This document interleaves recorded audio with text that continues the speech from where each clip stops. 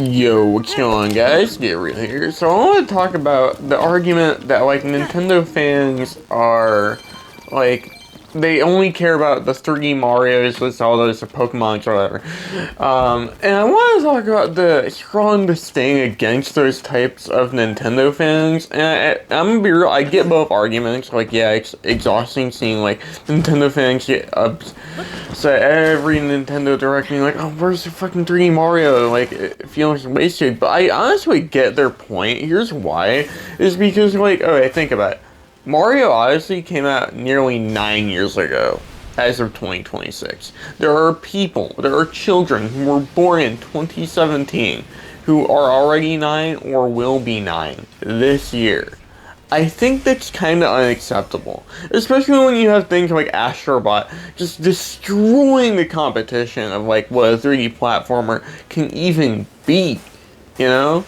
And then you have things like Crimson Desert, which is basically, like, outclass any 3D Zelda ever. Like, honestly, I'd say Crimson Desert is the ultimate 3D Zelda.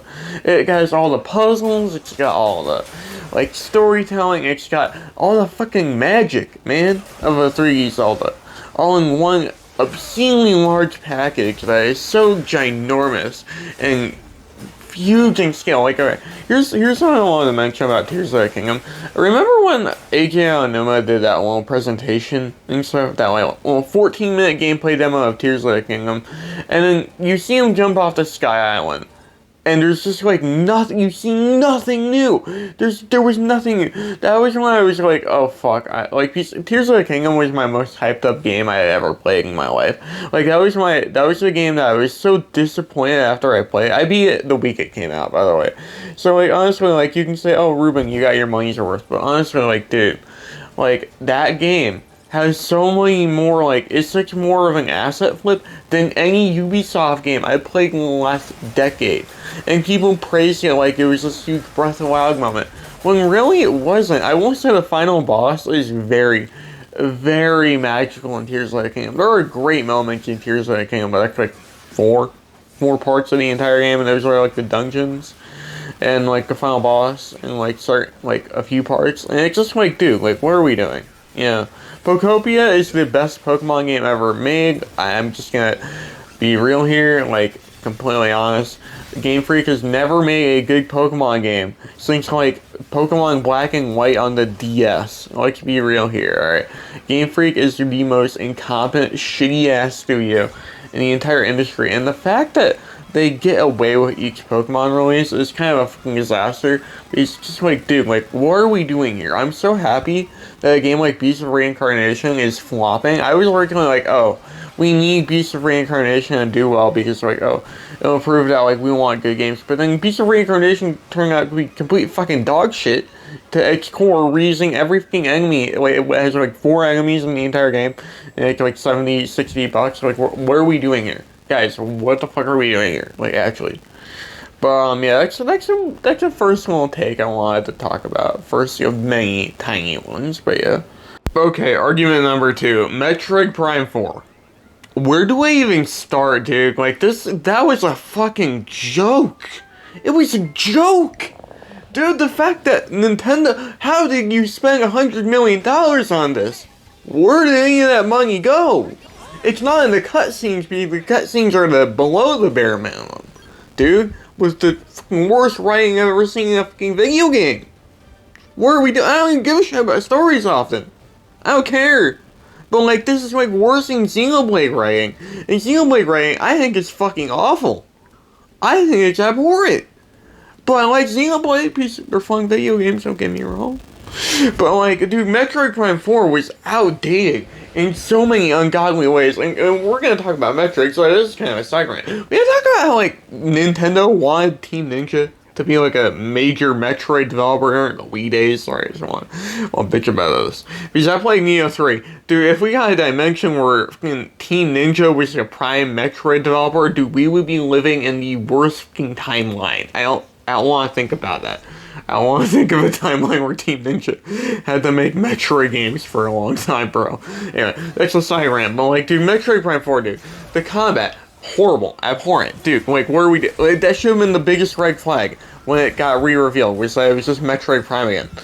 Like, dude, like, did they not learn from Titanfall or like any indie FPS?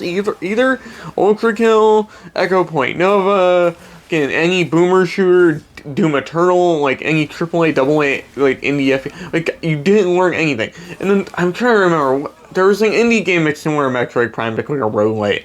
I'm trying to remember its name, but it came out recently as of like making this video. It's really, really cool. I'll put a comment saying like what that indie game was. But it was a really cool game, and it looked like Metroid Prime. And it basically was just Metroid Prime 4 if it was an actual fucking video game, and it was made like a 20th, 100th of the budget, and like by a few people. Go play that game. I think Oboeshoes played that game, and that game is really cool. I'll also link Oboeshoes' video in the description. But yeah, anyway. But like, that's all a side rant. But like, dude, Metroid Prime 4, man. I can bitch about Metroid Prime 4 to the end of fucking time, man. That is a joke. That is abhorrent. I don't know how you let that happen. Nintendo. So we didn't talk about the Nintendo Steal quality. We didn't talk about the Nintendo Steal quality. Sorry, I know this video is about, like, defending Nintendo fans for justifiably being angry, but I'm just going on full rant at this point, bro. Nintendo Steal quality has been butchered. There is no quality there, dude. Like, Pearl Abyss, like, and, like, I also want to talk about a few other developers that I think are great.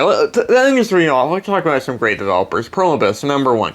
These guys are incredible studio. Like, I know I have Apex footage here, but, like, it's okay. Pearl Abyss, they update their games horrifying consistently. Like, they don't need to update Crimson Desert anymore. Apparently, they're making, like, DLC pretty soon. Sorry, I'm talking really fast. I'm just, like, really rattling up. But, yeah, Crimson Desert, just undeniably masterpiece to explore. It's the 3D Zelda I always wanted. It's got incredible progression. It's got very fun, it's got so many wacky mechanics. It's like, dude, they even have Kokiri-like characters in the game. Like, we're getting the Ocarina of Time remake this year. I hope the Ocarina of Time remake's great, but like, well, no. Anyway, that's not me bitching about that part. But, yeah, Pocket Pair, literally one of the best studios in the entire industry now. Like, amazing. Power World 1.0 might as well just be call it Power World 2, piece of just add basically entirely new games worth of content. Yeah, look at that Game Freak. They made entire new games content for fucking free for an update. We gonna talk about it? Huh? Game Freak? Yeah, you fucking cyberpunk little disaster piece of garbage.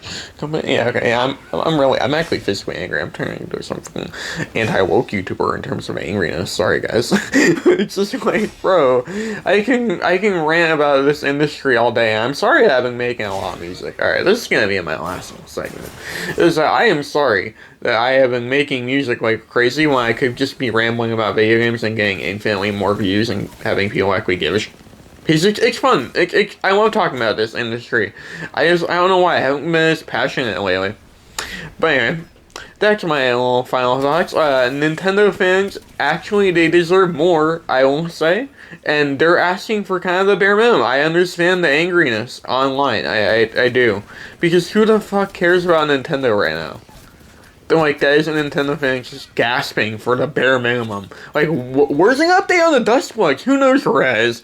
Anyway, have a great day. Get real. Love you guys. And bye-bye. Thank you for listening to me ramble.